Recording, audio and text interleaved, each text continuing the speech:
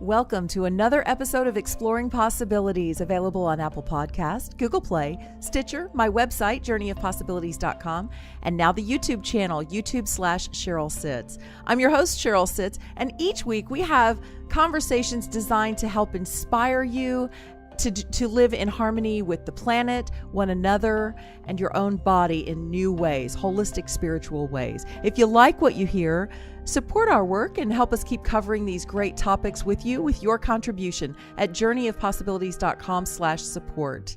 This show and website are the creation of Mario Rosales of Tech Life Balance, and he can do a lot to help you get your message out to more people as well. Tell us a little about that, Mario. Thank you, Cheryl. I actually want to say, first off, I don't speak geek. I speak English, Lightworker, Galactic, Spanish, or you name it, I can probably work it or figure it out, even sign language maybe. Anyway, the truth of the matter is I can make it understandable for you. Technology seems to be very complicated for a lot of people, and I've been in it for a long time, and I can make it understandable. I don't try to sell you stuff that you don't need, because that's not me. What I am the type of person that can give you the truth. The things that you don't need, we can say, no, we don't need that. Or I even have a listener one time that called me, and we agreed that she wasn't ready for my services. So what can I help you with? I can help you with websites, blogs, video, podcasts, social media. And yeah, even that weird stuff. Go ahead and give me a call and we can figure it out. Contact me at marrosales.net, and I look forward to talking to you. Who are you? Why are you here? What wonders and opportunities await you beyond physical death? What happened millennia ago to create the damaged earth and fractured societies you see around you? Empowering, enlightening, internationally acclaimed, the Joseph Communications books offer answers to these questions. Spiritual, concise, contemporary, non-denominational, the communications originate from Joseph, a highly evolved discarnate spirit concerned for you and the future of the planet and its peoples. The words of Joseph and his soul group give you the power to bring light and change into your own life and the lives of others, and to restore the earth. Available in paperback, ebook, and audiobook formats, the communications can be ordered today at www.thejosephcommunications.com, and also from Amazon and other major booksellers. All proceeds are used for further publishing and advertising, and to make the communications available worldwide. Today's guest is best known as the former cast member on the 2nd and 5th seasons of the History Channel series Alone, where she thrived in the wilderness with little more than a knife and her wits. Dr. Nicole Apelian's passions range from embodying and teaching wilderness living skills to emergency preparedness. Her strong connection to the San Bushmen of the Kalahari Desert have helped her learn many traditional skills, which she practices and teaches today. She makes medicines from local plants and herbs as part of her healthy living strategy, especially as it relates to autoimmune issues, and we're going to talk about that. You can learn more about Dr. Nicole and visit her herbal apothecary at NicoleApelian.com. Welcome, Dr. Nicole. Oh, thank you. It's nice to be here today, Cheryl. I am so excited that you made a little time to join us, because you have so much that you can share with our audience. And before we started this, you were telling me about the lovely setting where you live on the West Coast. Do you want to share that again with our audience, what it's like outside your back door? Oh, I feel really lucky. You know, I'm really blessed. My kids and I live in the woods. We have a house in the woods and a really private property that backs up to state land and that is completely surrounded by forest. And it's so lovely to be able to step out my door and be in the wilderness. And that's so important for me, because nature connection is such a big part of my life. And there's bears and mountain lion and deer and elk and all the smaller critters that come through here. And it's really lovely to be able to sit outside and just watch these creatures on a daily basis, really visiting my land here. So I'm really lucky to live where I do. And then I also have a lovely community, because I really think it's so important to balance time in nature and also a good community. So there's a really good balance of that here where I live. And what a great opportunity for your children to grow up around that. We don't get enough of that anymore, do we? Where kids can get out in nature and actually experience life and develop a healthy respect for nature. I agree completely. I mean, I very purposefully moved here And I love that my kids can step outside and be in the woods, and that we do have all this wildlife coming through. And it just becomes a natural part of their daily rhythm. And they also get connected to food here in a very good way. Actually, my teenager goes out and he fishes quite often, almost every day after school. And just last week, he helped one of the neighbors slaughter and butcher a grass-fed organic cow. And so, they're really getting wonderful experiences of really good connection with both things on the land and also with what they eat. And that's really important, I think. So how did they feel when Mom got on this major television show? And I mean, talk about that. What was it like for your kids to have Mom become kind of famous in that way? They really don't care. My teenager, actually, he was, I think, 12, I believe, when I did the first show, and he's 15, almost 16 now. And, he didn't even watch all the episodes. He watched a couple and he said, "Oh, Mom, we do this all the time." So he didn't get that into it. My youngest son, who's now 11, he does love the show, and we've watched all the seasons, and he gets excited about watching and meeting the people who've been on it. And, but it hasn't affected them really much at all. They already were into this kind of thing from birth, because I've always taken them with me when I taught and traveled with them and camped with them. And they come with me when I teach at traditional skills gatherings. So these types of skills and outdoor ways of living really are second nature to them. So they think it's all normal. That's fabulous. Well, Yeah. And it wasn't just a show for you. I mean, that really is your life. You do teach survival skills in the wilderness, and you live this life. So it was a very natural fit for you to go on a show like that. And I can see how your kids were just like, yeah, that's just more normal stuff for our family, right? Exactly. Not abnormal at all. That's fantastic. Yeah. I have to tell you one thing. I'm kind of really in awe of you in this sense. Not only do you have this really great nature side to you that's fine to go out and do something like that, but you're also very feminine. You've managed to balance the feminine energy with this kind of rugged, almost masculine skill set. That's not something a lot of women can pull off. Do you want to speak anything to how you've done that? I don't know. I think it just sort of came naturally to me. I was raised to be superbly independent. My parents really raised me with the idea of being a smart, independent woman and following my passions, and that would lead to a really great life. And I'm really blessed that they gifted me with that. And I hope I am gifting my children with the same thing. I'm trying, at least.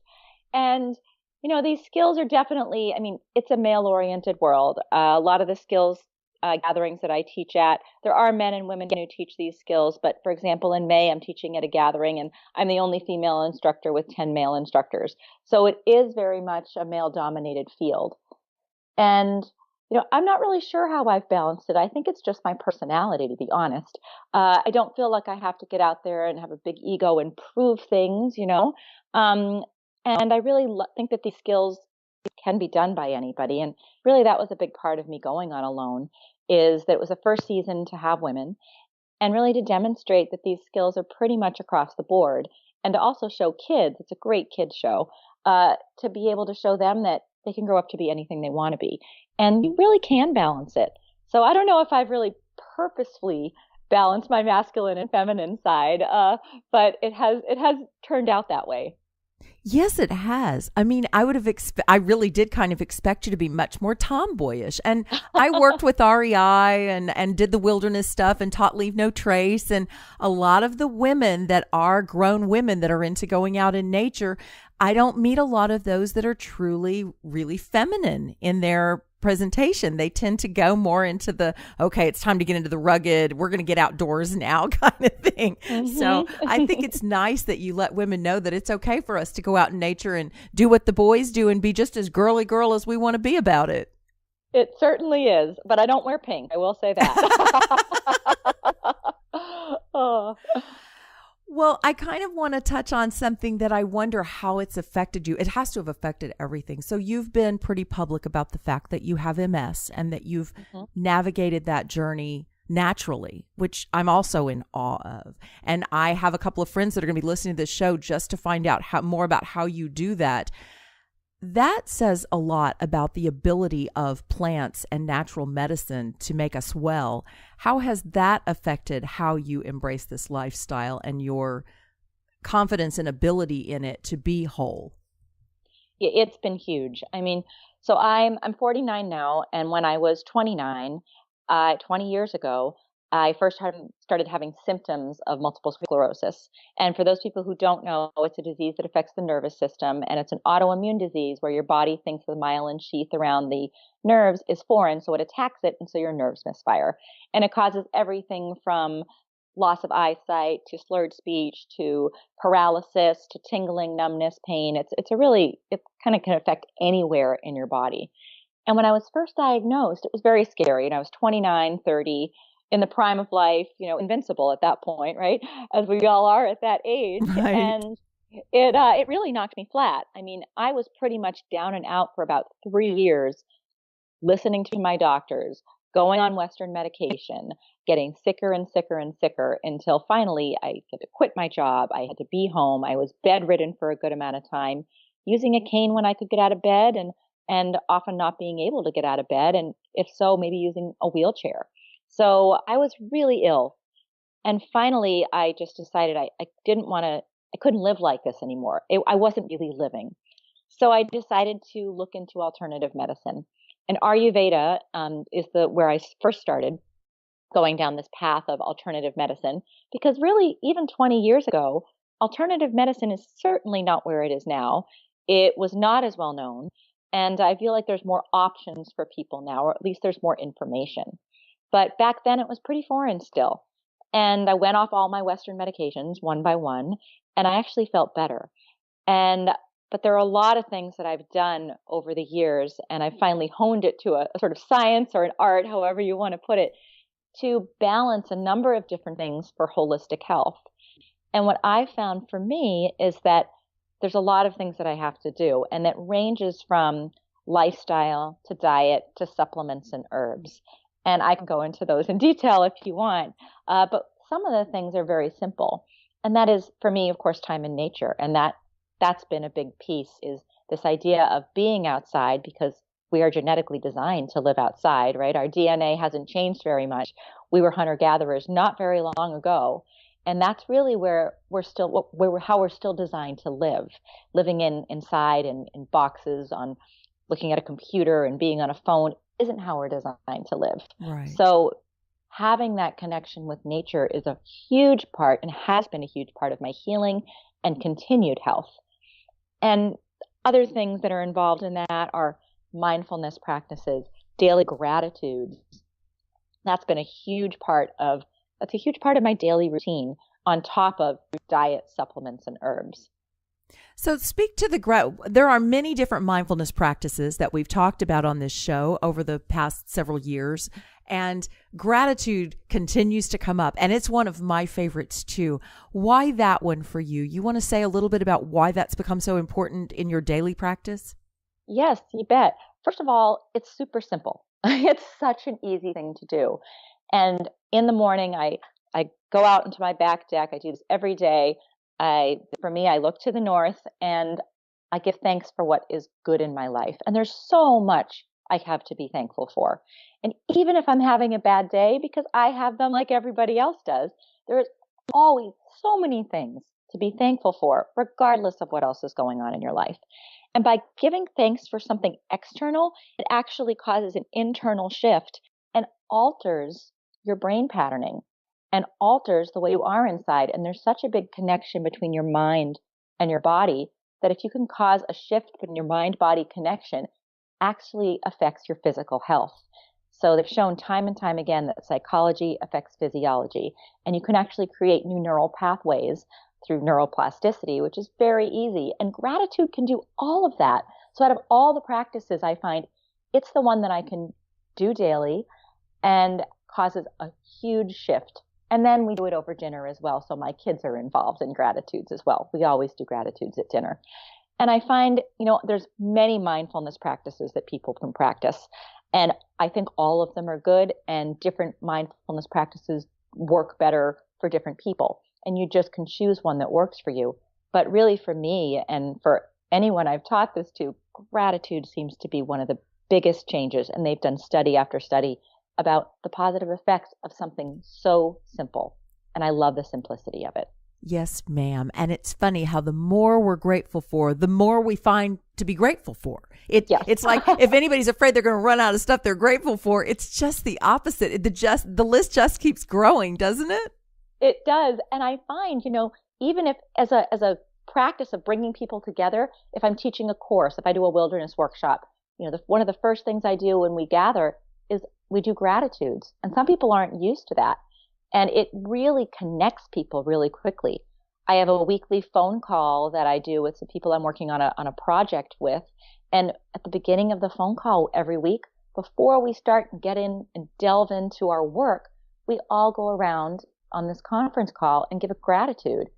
And it actually shifts and makes us work better together. So it isn't just good for yourself. It's good to use in work environments as well. It's such a wonderful way to sort of start even a business meeting. So. Oh, thank you for sharing that. Mario and I are both sitting over here nodding at each other like, yeah, and we're both getting these ideas. I could bring that into here and I could do that over there. Yeah, it's a great practice. And the more you do it, probably the more you want to do it. So exactly. I love that. Mm-hmm. Yes. And if I'm in an environment where it's a new people I'm working with, for example, I will give the caveat of, hey, maybe you're not used to doing gratitudes, but this is why I do it. And then people become a little more comfortable with it, because sometimes people are very uncomfortable when you start a meeting with gratitude. Right. But when they understand why, and that it's a connective practice, and that people actually work better together once they've connected in that way, people seem to be, I've never had anyone say no. Yeah. Yeah. Well, and we have a lot of coaches and holistic practitioners that listen to this show. What a fabulous way to open a session with a client who thinks that everything's wrong. And, we can get into a spiral, and that's a great way to kind of shift the focus and freshen up the energy to go into something. So there's many, many opportunities for this. And I'm so glad that we were able to talk about that a little today. Oh, you bet. I want to mention one more. I was at a naturopathic conference I was keynoting up in Toronto last fall, and I gave a long talk, but one of the small things that I did say is also simply in a naturopathic practice or in a doctor's office, when a patient comes in, they're usually sick. They come in for a reason, and they're usually scared, and there's a lot of fear behind that. And sharing a gratitude at the start of a meeting like that is also a really great way to start the session, because it also puts you on a little more equal footing. And it allows people to sort of sink in and be a little more comfortable. Yes, a little bit of a peek behind the veil. So it's not like they feel as if they're working with someone they don't know anything about too, or know very little about. So I like that. Exactly. That's lovely. Mm-hmm. Well, you do a lot of speaking and a lot of teaching around wilderness survival, around natural medicine. The next place I've got to go is the Kalahari, because that has come up for me time and again throughout my life, the Kalahari and the Bushmen. How did you come to find yourself with them and returning again and again to learn so much from them?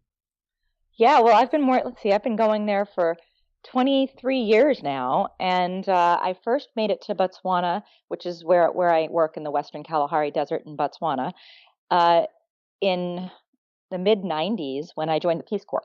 And I got this great Peace Corps assignment in northwestern Botswana as a game warden for the wildlife department. And when that ended, I hopped onto a lion research project over in Botswana and was able to connect with a great deal of people who are indigenous, of course, to the area. And after that finished, I eventually was able to connect with a community of Kalahari Bushmen in the Western Kalahari called the Naro Bushmen. And there's a community there that is like my second family.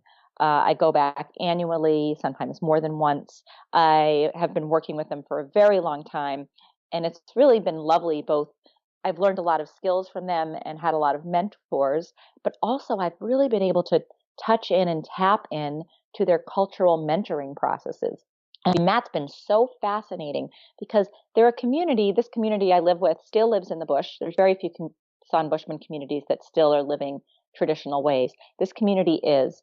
And so they're active hunter-gatherers, and they still have their cultural practices, living in multi-generational family groups, and grandparents teaching grandkids, and uncles mentoring nephews and nieces and aunties. And it's a really wonderful thing to be in. And it also has taught me about living in the present moment. So I think a couple big takeaways I'd love to share with you today are, first of all, living in the present moment, because, that's really the only place we're in. And people tend to be happier when they're living in the present. And it's so hard. And I feel in our society, we really get wrapped up in worrying about the future, dwelling in the past, and always having a list of to do, and we get so busy. But when for them, when their thoughts are food, medicine, and this is stuff they're gathering off the land, and connection right now is all that they're living in. And I also found that when I was alone on Vancouver Island, I really loved the simplicity of it, because at that stage, I was looking at shelter, trying to feed myself off the land, daily needs for firewood and fire. And really the only things that I was thinking about were those things, those immediate needs. And it also allowed me to live in the present moment. So nature connection really helps with that. So that's been a really beautiful lesson that I've learned from working with the Bushmen is how to live in the present. And the other thing that I really love is this idea of parenting. And for them, they don't discipline their children and they don't teach their children. Their only job is to love their children. They will discipline and teach their nieces and nephews, regardless of whether they're actually related to them. And other people will teach and discipline their kids. And I always thought, I've told that to so many people here in the States, and the reaction I always get is, wouldn't it be amazing to only have to love your children? That's it. No other real responsibility. And, living in multi and intergenerational ways that they do, they're able to do this. But there are ways to tap in their community to sort of help that along. And I think that's just a really beautiful lesson that I wanted to share. Oh, I'm so glad you did. It is a beautiful lesson. And I don't think it has to be either or. I don't think we have to be all the disciplinarian or all just love. I think there can be so many places that we can balance that within each home where, we tend to kind of get this impression here, at least in our Western world, that our kids are an extension and reflection of us. And that really has a lot to do with how a lot of people parent. And what if they're just a reflection of themselves and we can nourish and cultivate that a little bit more, right? Right. Oh, they're born with their own personalities. I mean, my kids are night and day. And yes, of course, the way our lifestyle and the mentors they've had in their life have influenced them, as have I, but they are very much their own people and have their own ideas, and they are a reflection of themselves. And, I've always thought, well, if we were living in the Kalahari, what would they be like, and you can really see their, one of my kids, their independent spirit just, coming out, and he does really well when he's not micromanaged and just is able to be super independent, as most people are, I think. But, it's really lovely to be able to know that kids are born with certain gifts, and they can to be able to have them express those gifts outside of you. Yeah. Yeah, absolutely. Well, what's coming up for me now as I listen to these extreme worlds that you're kind of a part of, because you're living in a very modern world here, and yet so much about nature. I've actually had people say to me, well, Cheryl, I don't want to go back to the way we used to be, where we have to hunt for all our own food and do all that. We have some modern conveniences now that I quite like. What do you tell people about how to balance those worlds? Because that seems to be the big thing for all of us, is how do I balance these two seemingly opposite worlds? It's so important. I mean, you're right. We're not all going to go back to being hunter-gatherers. It's not feasible. It's not realistic. And I don't tell people that they should be doing that, right? It's a matter of balancing. Now, I do think that, when people are eating wild foods is a really great thing. And there's a big wild foods movement, and people are starting to learn more about what's around them. I do gather a lot here where I live to be able to put on our plates. But I also get food in the store, and I try to eat, organic food and things that are healthy for us, because diet is so important. And I really am careful what I put in my body and my kids' bodies. But there is a way to live in a way that you can connect with nature and live in the modern world, even if you live in the middle of New York City or downtown LA. There are connective practices that you can do even when you're living in a city. And an example of that would be finding what's called a sit spot, somewhere you can go outside. It could be your front porch. I lived in the city before. I used to live in Portland, Oregon, and my sit spot at the time was the front porch. I would go out there, I would sit, there was a bioswale in front of my house, I would watch the birds. I got to know the plants, the birds, the raccoons, anything that came through, even the local cats and dogs in the neighborhood, by just going there for a half hour a day, every single day, and connecting with the nature outside me. Now, if you have a park near you, that's a really great way to do it, but it has to be something that's accessible. I mean, I live in the woods now, so I can sit on my front porch and I am in deep nature here. And so I'm very lucky that way. But for people that aren't, it doesn't mean that they can't find that connection. And people that find that connection tend to be happier. So it is possible, even if you're living in a high-rise apartment, to at least go out on your porch or your balcony, watch the birds, and maybe have some plants there, so you can actually get a feel for not just the wildlife out there, but the weather and how the wind hits your face, and little things like that will actually cause connection. Yes, and starting to pay attention to things like weather patterns and what I know that it's only been a generation or two back that there was a lot more front porch sitting and a lot more country living, and people knew what the weather was going to do before the weatherman would talk about it, just by watching the climate. And we've become that disconnected that most of us can't even tell how to know what's coming just by the weather of today. I'm sure you're better in touch with all of that. I try to be, yeah. There's a possible snowstorm heading this way now, and who knows what's going to happen. I think we're going to get some. But, you watch the sky, and the more you spend time, actually living outside, I call it dirt time, really spending time being outside and practicing these skills, for long periods of time. The more you spend that time, the more you are able to sort of read the patterns and read the animals and read what the birds are doing and read what the sky is doing. And you do get a better feel for it. And the way to do that is by being outside. And even if that means, being outside for a short period of time every day, but just being with it, with your phone off, and really sitting with nature. Oh, you probably lost some people right there with the phone off. Turn it off for half an hour. It's okay. They can turn it on later. Exactly. The ringer does have an off button to it. Oh, it's a good practice. It really is. It sure is. Well, let's talk about survival skills, wilderness survival skills. So do you just tend to teach that to like the backpackers and Boy Scouts and people that want to move back into the wilderness? Or is there some degree of that you think most people would benefit from learning about? And if so, what? What skills do you think we should pay more attention to? I think everyone can benefit from taking a wilderness skills course. I have taught people who live in downtown LA and downtown New York, and I have taught people who are instructors of survival. So really the whole gamut.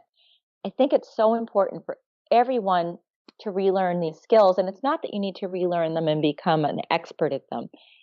It's more that when people are doing these sorts of primal skills or traditional skills, what I find is that they're very, very happy. It causes joy. There's something very primal about doing something like weaving a basket, or if you want to be more extreme, you could do, starting a fire or building a shelter. Even if you're not going to be using that on a daily basis, when people come together to do those sorts of activities, I've never seen someone unhappy doing those, ever. And then people go home with this sort of renewed joy, I guess you would call it. And they want to pass it on, and then they'll teach their kids. And so it is a great practice, again, of connection. I keep coming back to this word connection because I think it's so important to be in touch with yourself and with your community and with nature. And these practices are connective. And it doesn't mean that you have to go out and be an extreme backpacker. You do not have to do that at all. It just is a way of being that our ancestors were doing not very long ago.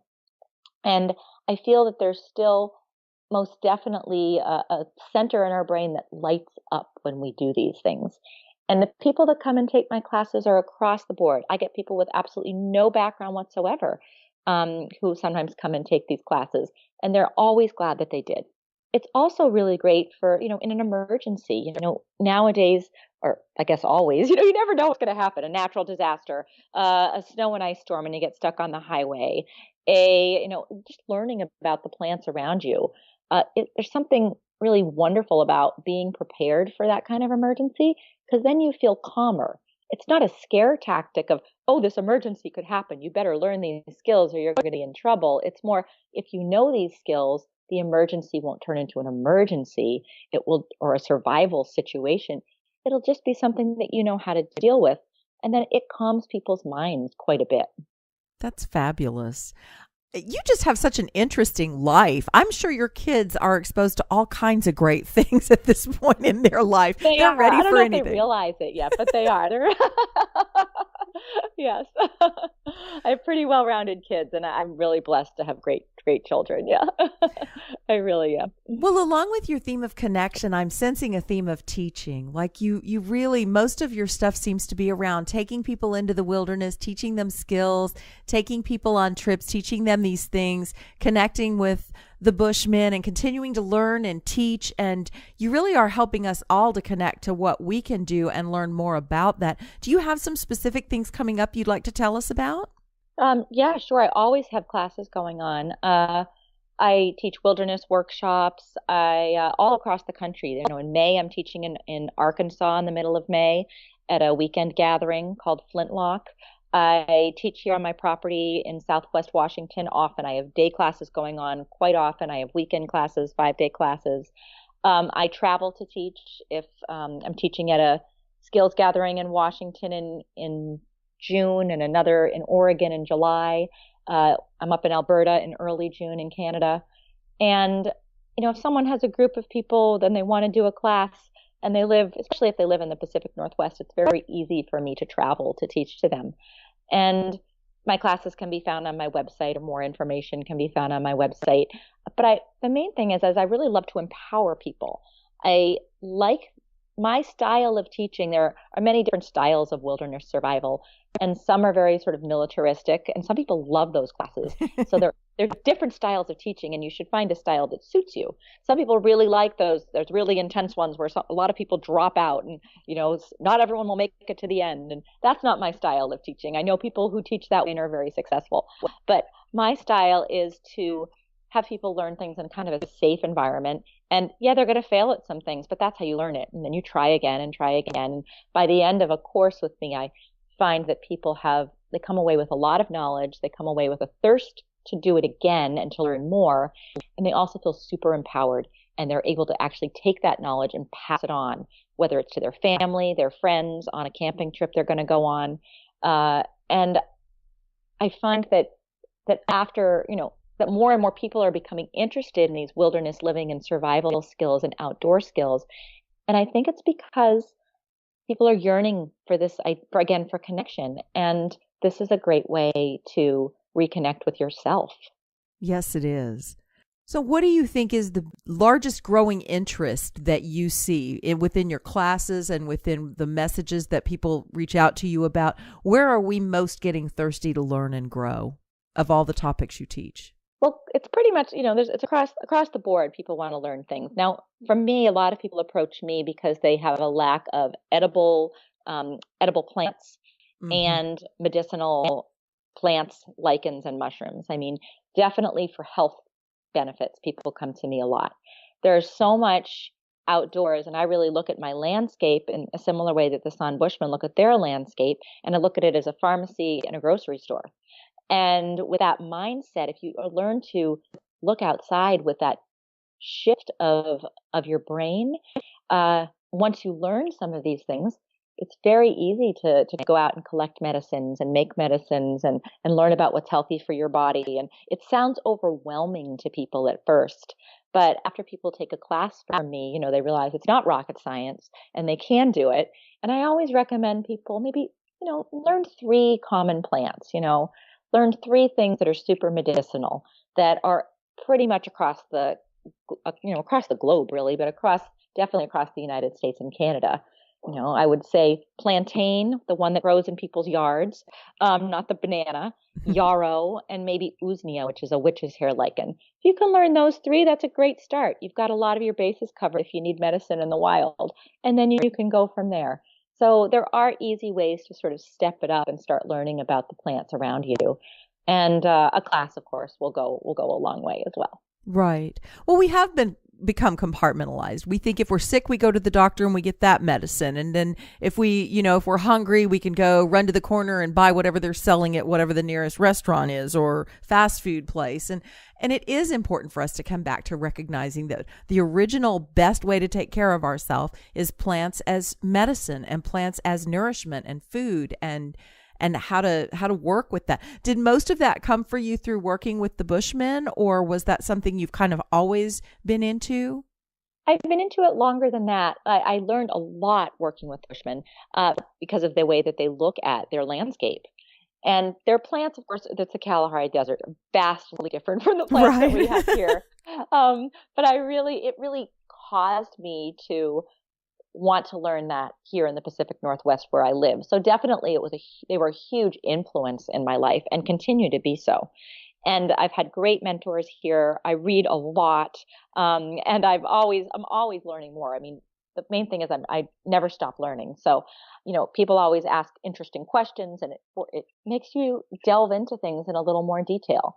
And I've been an herbalist for a long time, and I love having an herbal apothecary. I love helping people realize that, they don't need to have a flu that lasts or a cold that lasts a long time. You can take some elderberry tincture, and it's a great antiviral, and it will just knock it out. My whole community here, I swear, they're all using Usmia spray and elderberry tincture. And I salve up their nose so they don't get sick. And it's amazing once people realize that these herbs work. And in reality, they've been working for tens of thousands of years. There's a lot of history behind these. They all of a sudden realize they don't need to go and get Dayquil or NyQuil or whatever it is. Exactly. They can use these herbs instead. And we really use those exclusively in our home. And, for MS, for example, or for other people with autoimmune issues, and so many people have autoimmune issues now, I do approach it through diet and supplements, but I approach it a lot through herbs that I make here right at my house. There are mushrooms that I make tinctures from, and tinctures are simply an herbal extraction from so you can actually get the medicine in a form that you can take in a simple dropper bottle. And I take reishi mushroom and lion's mane mushroom and turkey tail mushroom every single day. I wouldn't miss a day of either of those because it helps. And by having those herbal supplements that, have been around for a very long time, it's able to keep MS and other autoimmune diseases really in check. And it's funny the way we think now, isn't it? We think if we don't feel good that we need to stay inside and get some rest, lay on the couch, go to bed, whatever, drink soup. And when we feel better, we'll go back outside and get back in nature. And really, nature should be probably the first place we're going to when we don't feel good to get our medicine and get our body restored again. Most certainly. I agree with you wholeheartedly there. Yes, definitely. Well, I'm so glad that you are such a highly visible person teaching these things, because we have a lot that we can learn from you. And so it's been really exciting to connect with you. You're a dynamic woman with a lot of great information to share. You've done a great job with your website, so I know that our listeners can find more there. Is there anything else you want to share with us today while we've got you? Nothing I can think of offhand, but yeah, if people have questions about the herbs on my website and my apothecary, they can just email me. I'm very open to answering questions, so people can really pick and choose what it is they need. Well, I am going to come and see this beautiful land of yours and take a class. I've already decided that talking with you. That sounds like a lot of fun. Oh, fantastic. I'd love to meet you in person. That's great, Cheryl. Same here. And thank you for taking the time to be with us today. I love to ask our guests a final parting thought that you'd like to leave our listeners with. Oh, I think just to be grateful for all that you have, and that even when you're in deep moments of grief, because we all have those and we all go through trials and tribulations, to remember that this too shall pass, even if it feels like it won't when you're in it. And to remember to sit outside and get out as often as you can. There's no bad weather, just bad gear. So try to get outside whenever you can and be grateful for what you do have. That's wonderful advice. And we'll keep that in mind about the no bad weather, just bad gear when we're going into this snowstorm that you think may be heading, right? Yes. Thank you wonderful. so much for being on the show with us today. And again, your website, NicoleApelian.com. Thank you, listeners, for joining us as well. What did you think of the show? Wasn't this fabulous? Be sure and let us know your feedback and show us some support at journeyofpossibilities.com/support. And we'll be back next week on Exploring Possibilities.